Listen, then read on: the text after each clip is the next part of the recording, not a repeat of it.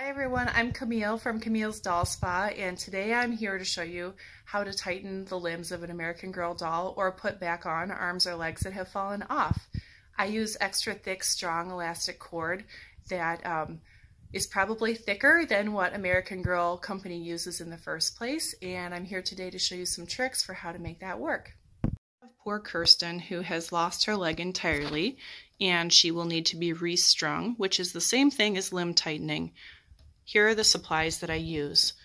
These are steel crimps that can be found at Menards in the electrical section, and this is nylon covered bungee cord that can be purchased from Paracord Planet on Amazon. The first thing we will need to do is to turn her over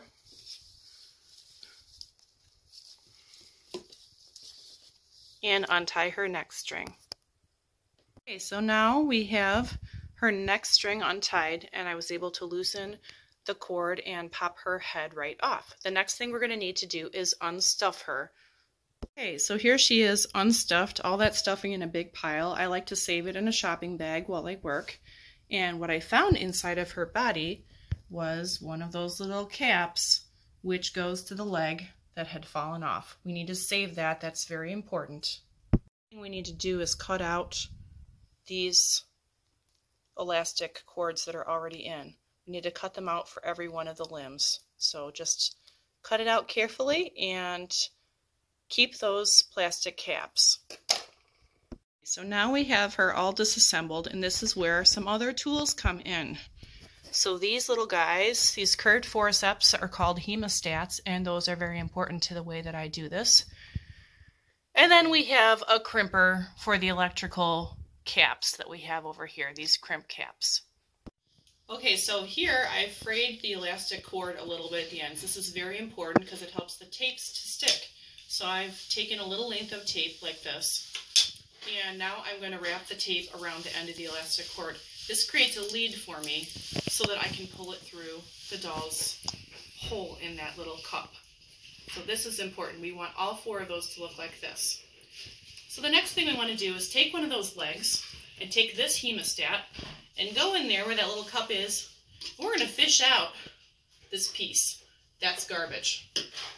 The next thing we're going to do is take our smaller hemostat and grab that cup on the inside.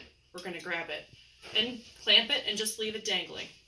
Meanwhile, I'm going to take the taped end of this and shove it through the little hole in the cup.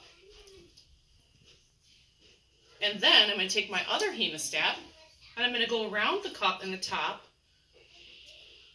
I'm going to fish that plastic piece and clamp it. Then I'm going to release the first hemostat that was holding onto the cup and put it down. And then I'm going to thread this through so that it doesn't have any tension on it. And voila, we pulled out the taped end. This is without removing the cup from the inside. Now I'm going to grab it carefully, that taped end. If you don't do this carefully, it'll rip. And you'll have to do it again. So we're just going to pull it through really carefully, and then I'm going to clamp this other end so that it doesn't fall out. And I'm just going to move it like that. So now I have a clamped hemostat holding the one end so it doesn't go through, and then I have the other taped end, which is a little bit worse for the wear, so I think I'm going to actually tape it a little bit more, because the next thing I'm going to do is put one of those metal crimps onto the end of this. So I'm going to thread it on like this, and I'm going to shove it down a little bit. Sometimes you can't do it without a little leverage. So here's my leverage. Now I've got it. This is very thick cord, so it is almost the same size as the metal crimp. So now that I've got it maybe 1.5 inches on, I'm going to take my crimping tool and I'm going to crimp this, squeeze really tight. I'm going to give it another squeeze for good measure. Now we're done. Now I can cut off this taped end. That's garbage. So here's the next part. We have still got this leg with this little metal crimp already crimped on the one end, and it's attached to the inside of the cup, and the other side has the hemostat holding this other end to keep it from slipping in. Now we're going to bring out the fire. So we have a regular fireplace lighter, and the reason I do this is to seal that nylon wrap so that it doesn't fray. So here we go. We're going to seal it. All done. Now we're going to back this back into the leg while we pull out the other end. There we go. Okay, so now this is the long side. So now this side we're going to have to tape so that we can get the metal crimp on the other end. So we're going to tape this end after fraying it a little bit to help it to stick to the cord. Now we can actually put the leg onto the body. So we're going to thread it in like this and out the other end. And now this is where the cups come in. We're going to stick the cup on the end next. It's going with the curved side facing away from the leg. So we're going to wiggle that on. And next we're going to grab another one of these metal crimps and stick that on. This is why you needed the tape to help that to slide on well. Okay, so this is the important part. We're going to crimp this, but we need to stretch it while we crimp, otherwise the limb is not going to be very tight. So I'm going to pull while I crimp. I'm going to crimp it real tight. And I'm going to crimp it again just for a good measure. Now we can cut off the waist. I usually cut it off about 1 inch in. And we go for the fire one more time to seal the other end. Always go for the fire. And now it's done. And you have the leg fully attached to the body, nice and tight with the new elastic. We're going to repeat this process for all 4 of the limbs. Okay, so we have 3 out of the 4 limbs restrung, attached to the body like this. And I want to give you a slow motion close-up of how to get the elastic cord through that tiny little hole in this tiny little cup that's inside of the doll's limb. So what we're going to do is take the smaller hemostat and we're going to grab the edge of this cup with the hemostat and clamp down so that it's tight. See how I've got it? Next thing we're going to do, see that little hole in there? The next thing we're going to do is take the taped end of the elastic cord and I'm going to shove it through that hole. This is something you wouldn't be able to do if the end wasn't taped. So I'm going to hold it with my finger like this so that it doesn't come flying out. I'm going to take my longer hemostat, just a little bit longer, and I'm going to go in around the upper edge. You see that upper edge? I'm going to go in around the upper edge. I'm going to fish out the tape. You have to do this by feel and by hearing. But you'll know when you got it because you'll feel some tension on the end. It's just like fishing. Okay, so now we're going to leave this like this. And I'm going to take the hemostat off that's holding on to the little cup. Releasing that. And now we need to thread the long end of the elastic into the joint to give it some slack. And now I can pull the taped end out once I have some slack. But we don't want so much slack that we lose the other end inside. So I'm going to go ahead and clamp that end again so that we can't possibly lose it inside. So we're going to keep shoving it down in there so that we have a lot of slack.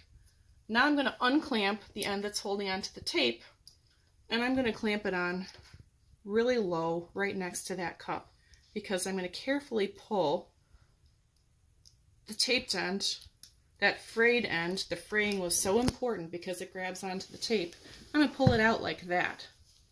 Okay, so now we have this other end clamped so it can't go flying into the limb, and we have the other end out far enough that we can put the metal piece, the metal crimp cap, right on the end. See how my tape just broke off?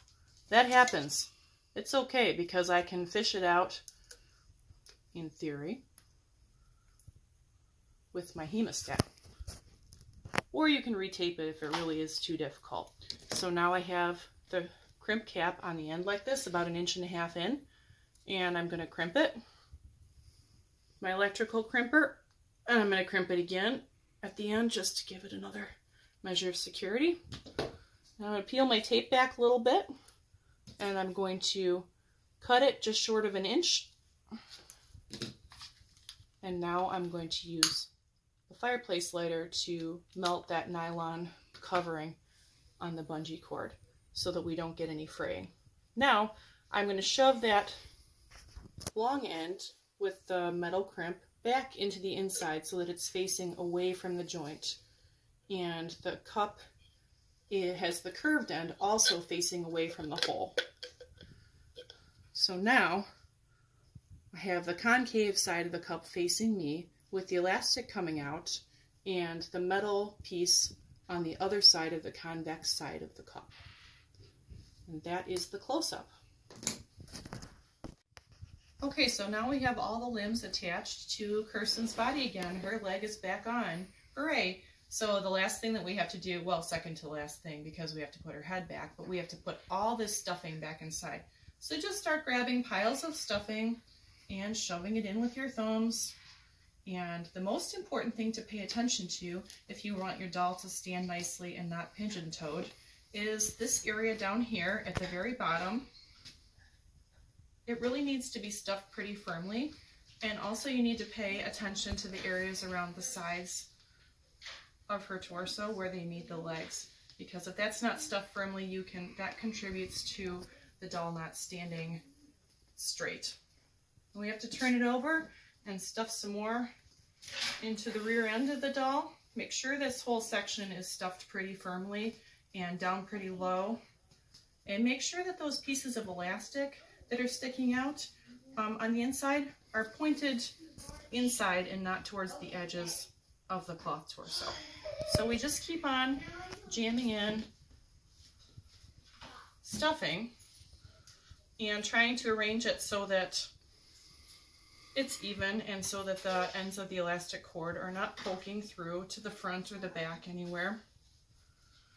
The interesting thing about these dolls is that they use different kinds of stuffing depending on how old the doll was.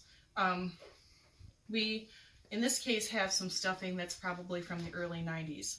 The older dolls have really stiff stuffing that I feel like you have to pull apart with your fingers and fluff it up a little bit before you put it back in, because it just mats down much more easily. This one slips and slides a little bit better, probably my more favorite to work with than the oldest kind, and the newest dolls also have a slippery kind of a stuffing.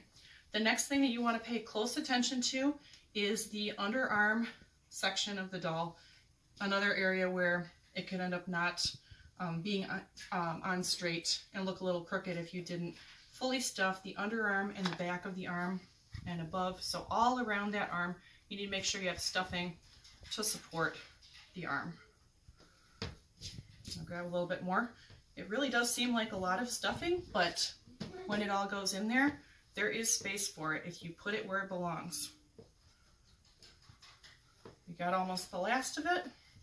Make sure you get the shoulders and make sure you stuff the middle as well. Try to stuff the chest and the upper back equally so that the doll doesn't have a hunchbacked appearance in the end of it. Okay, here we are with the last of it. Just jam it down in with our thumbs and fingers. And once it's all in there pretty flat with nothing sticking out, just double check everything. You don't want it to fall out into the head, so we want it to be pretty flat in here and secure. The very last thing we got to do is put Kirsten's head back on. Well, really we got to fix her hair too, but that's for another day. So we're going to put her head on first facing forward like this. And then we're going to slide it to the back. We want to make sure that none of the stuffing is coming out, so cinch it a little bit. We don't want the stuffing to be on top of the head, we want it to be underneath the head. So, and then we just kind of lay her down, and all you need to do here is a simple square knot. But what's not simple about it is making sure that you cinch it really tight without breaking that cord. Cord is more likely to break if it's wet or one of the very old flat cord styles. So there's my square knot, and I'm going to give it another half square knot just for extra security. All set. She's got nice long strings, and we'll put her face to the front. She's all done. Thanks for watching my video, and I hope it helps you to repair your American Girl doll. If you can't figure something out, please feel free to message me and I will try to help, or you can just send your doll to me and I will fix her for you.